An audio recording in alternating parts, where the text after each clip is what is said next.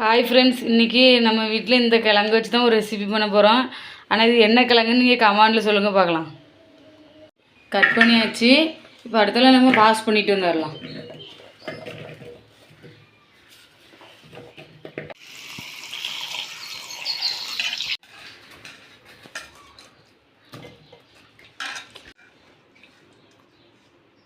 Wash பண்ணி எடுத்தாச்சு.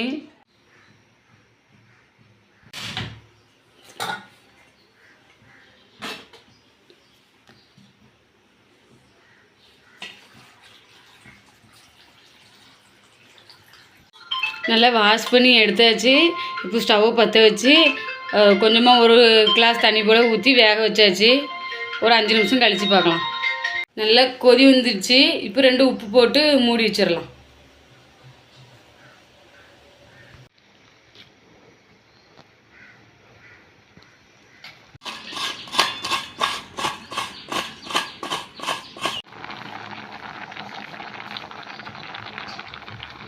இல்லை வெந்துடுச்சு. இப்போ ஓப்பன் பண்ணி பார்க்கலாம்.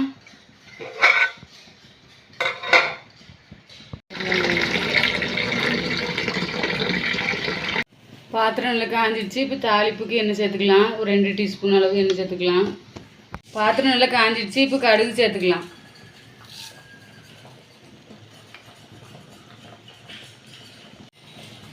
பாத்திரம் நல்லா காஞ்சி கடுகு சேர்த்தாச்சு.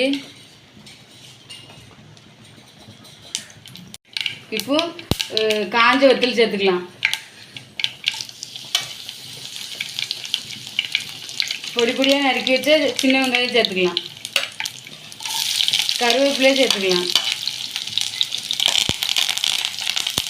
முறை தேங்காய் துருவி வச்சுருக்கோம், அதையும் சேர்த்துக்கலாம். நல்லா எண்ணெயிலே வதக்கி விட்டுக்கிடலாம். வச்சா கிழங்கு சேர்த்துக்கலாம். இப்போ நல்லா கறி விட்டுக்கிடலாம். உப்பு வந்து நம்ம வேகிறதுக்கு போட்டாச்சு. அதனால் நீங்கள் தேவைக்கு தக்கன உப்பு போட்டுக்கோங்க. இப்போ தாளிச்சல் பண்ணியாச்சு. இப்போ இறக்கிடலாம்.